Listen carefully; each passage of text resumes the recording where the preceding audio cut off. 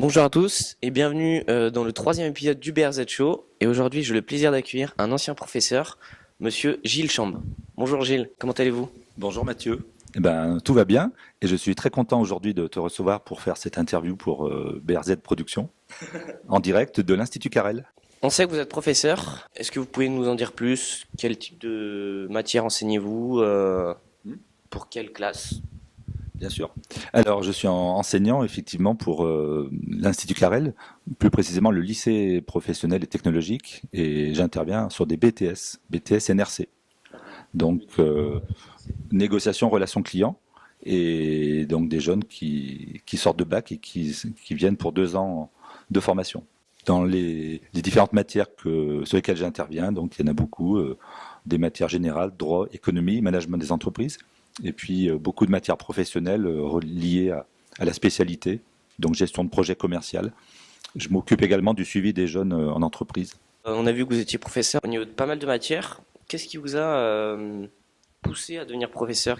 Moi, je suis devenu professeur un petit peu par hasard. Donc, il n'y avait pas de vocation au départ. J'ai fait un bac général il y a un certain nombre d'années. Et après, à l'époque, il n'y avait pas d'admission post-bac, enfin d'orientation.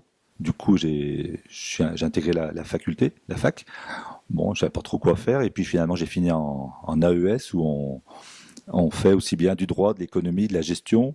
Et je savais pas du tout. Après, j'ai fait un master un peu dans la logistique et le transport, un petit peu malgré moi, hein, j'ai envie de dire. Et puis, il fallait manger un peu à côté, donc j'ai trouvé un petit job de surveillant dans une école qui s'appelait Carrel, Institut Alexis Carrel à l'époque. Il y a plus de 30 ans. Et puis, fil en aiguille, on se fait connaître surveillant de la cantine. Et puis après, finalement, de fil en aiguille, un remplacement sur un prof de maths dans des classes de CAP vente déjà. Donc, et puis, voilà, de fil en aiguille, le goût de rester dans l'enseignement m'est venu. Et puis, j'ai passé après le concours. Et au sein de l'école Carrel, en fait, je suis dans le même établissement depuis 35 ans. On a créé les BEP, les Bac Pro, les BTS. Donc, j'ai suivi l'évolution des différentes formations. Donc, j'ai laissé les maths pour passer à la comptabilité, la gestion, enfin, jusqu'à arriver aux matières que j'enseigne aujourd'hui. Donc, il y a, on peut dire, un certain nombre de hasards dans la vie qui font que. Et ça fait plaisir d'entendre ça parce que via le BRZ Show, j'essaye de montrer aux personnes que même si pendant les études on ne sait pas quoi faire, on est perdu, par pur hasard, on peut trouver sa vocation et puis trouver un métier qui nous plaît par la suite. Mais tu as d'autant plus raison qu'aujourd'hui, enfin, on dit que les jeunes de sa génération, vous peut-être, vous allez faire des métiers auxquels vous n'êtes pas prédestinés, ou en tout cas vous n'avez pas fait les études pour. Moi j'ai dit ça fait 35 ans que je fais le même métier, c'est peut-être le dernier, mais les jeunes qui sortent aujourd'hui du système scolaire, on dit qu'ils vont faire, je pense, 3 ou 4 métiers différents dans leur carrière. Donc je pense qu'il faut à un moment donné saisir les opportunités. Alors on a vu que Monsieur Chambe, vous êtes devenu professeur un peu par hasard. Quel type de difficultés avez-vous pu rencontrer, que ce soit, je pense, avec les élèves, avec peut-être d'autres professeurs ou avec la direction? Alors, je vais pas trop dire parce que je vais me faire des ennemis, hein. Non, mais alors le métier de professeur il est souvent mal connu du grand public. Les principales difficultés, alors pour moquer de l'ancienneté, c'est de voir l'évolution des jeunes hein, qui aujourd'hui sont la motivation des jeunes à l'école, elle est un petit peu en pointillé. La difficulté, je dirais, c'est d'entrer dans un moule éducation nationale qui est très très compliqué, très bureaucratique. On a peu d'autonomie. Alors la particularité, c'est que Carrel, on est dans l'enseignement professionnel technologique. J'ai parlé de BEP, de Bac Pro, où on mettait, enfin il y a toujours cette idée de un peu la voie de garage pour les gens qui ne sont pas dans l'enseignement général. Donc des jeunes qui viennent par dépit de ne pas avoir pu suivre l'enseignement général, ou des jeunes qui traînent des problématiques personnelles qui font qu'ils ont été en échec scolaire. Et voilà, c'est ça, on arrive, mais après on trouve toujours des solutions, et après c'est la satisfaction de les voir évoluer dans le bon sens. Est-ce que pour vous, professeur est un métier extraordinaire? Alors, c'est un métier extraordinaire. Alors, je pourrais dire oui parce que c'est le mien et que je l'aime bien.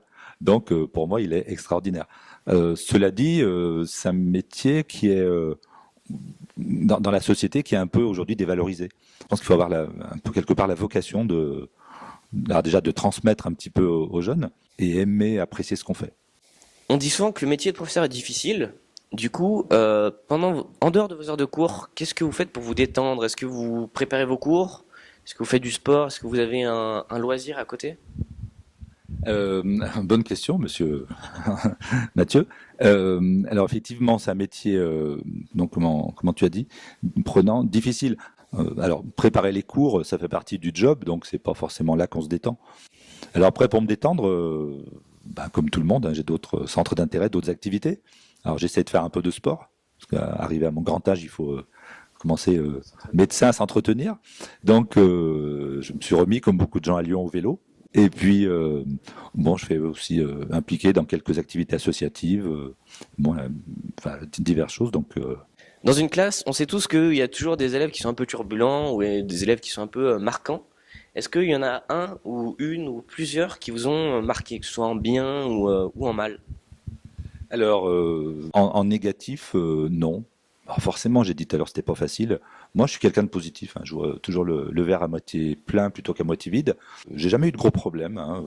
Je crois qu'une fois, un élève qui m'avait menacé qui voulait mettre une baffe, hein, parce que il n'était pas content de sa note. Mais bon, voilà, après, ça s'est arrêté là. Et après, effectivement, il y a eu d'autres bons moments, hein, alors moi, je me rappelle davantage, c'est peut-être pareil pour tout le monde, hein, des souvenirs des premières années. Et surtout quand j'ai débuté, j'avais, faut pas trop le dire, enfin, mon collègue Monsieur Durand dirait pareil, on avait pratiquement le même âge que les élèves. Parce que des gens qui arrivaient en CAP à l'époque, ils avaient déjà galéré, redoublé, etc. Après, du coup, j'ai plein de souvenirs, mais des choses extrascolaires. Bon, c'est eux qui m'emmenaient en boîte, par exemple. J'étais jamais allé en boîte de nuit d'avant, parce que ça n'existait pas dans ma campagne. Et donc, du coup, on allait facilement boire un verre, manger ensemble. Mais bon, il y a plein de souvenirs comme ça, plein de choses. Et quand je revois les anciens, ils se rappellent plus d'une bringue que du cours de maths, hein, sur les fonctions affines. Vous dites qu'il faut tenir compte des évolutions de carrière lorsqu'on souhaite rentrer dans l'éducation nationale. Quels autres conseils pourriez-vous donner à une personne qui nous regarde d'ailleurs, qui souhaite rejoindre l'éducation nationale, devenir professeur, que ce soit pour un lycée privé, un lycée public, ou professionnel, ou général, ou technologique, n'importe. Très bien. Alors la première chose, il faut le choisir par vocation, comme j'ai dit tout à l'heure, et pas uniquement pour l'aspect confortable dont on peut avoir l'image. Du coup, maintenant, il y a beaucoup d'enseignants qui sont recrutés parce qu'ils ont déjà une autre vie avant. Et ça commence à être nouveau dans l'éducation nationale, de, de recruter des gens qui ont, surtout dans l'enseignement professionnel technologique, dans lequel j'interviens, donc des gens qui ont une expérience terrain. Parce que moi, j'ai trop vu, moi, d'enseignants qui n'ont jamais mis, enfin, d'enseignants professionnels qui n'ont jamais mis le pied dans une entreprise que de manière théorique. Donc, moi, j'ai beaucoup de collègues maintenant qui sont recrutés, qui ont 40 ans, 45 ans, et qui ont travaillé 15 ans dans la distribution, qui ont tenu une boutique, qui ont été cadres bancaires, et qui après rejoignent l'éducation nationale. Donc ça, c'est un choix qu'il faut faire, et ça, c'est intéressant parce que vous avez eu des responsabilités dans une entreprise, vous avez fait des choses, et après, de transmettre, c'est ça l'idée de transmettre, hein. C'est de se retrouver avec des plus jeunes et de transmettre. Donc vous n'êtes pas obligé d'attendre 50 ans, hein. Mais il y a de plus en plus de choses qui sont possibles aujourd'hui, des passerelles, même des gens, il y a beaucoup aussi des gens, des contractuels, enfin des possibilités de devenir formateur ou vacataire et de faire des interventions ponctuelles, de participer à des modules de formation dans des écoles ou des centres de formation en alternance, et même dans l'éducation nationale, petit à petit, il y a des possibilités, hein. Donc voilà un petit peu le conseil.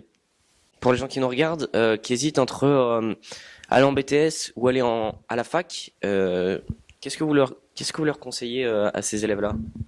Alors, je vais pêcher pour ma paroisse, hein, moi je vous conseille le BTS. Alors, parce on sait pas de quoi l'avenir sera fait, et le BTS permet d'être employable à la fin du BTS, au bout de 2 ans après le bac. Donc ceux qui ont envie de travailler peuvent le faire.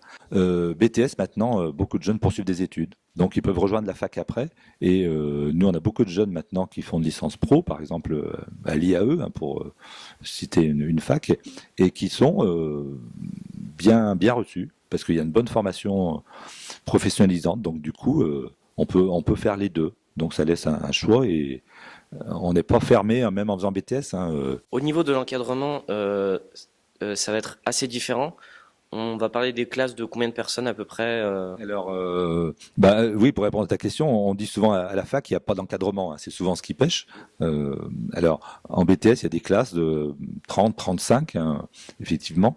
L'encadrement reste un petit peu comme au lycée.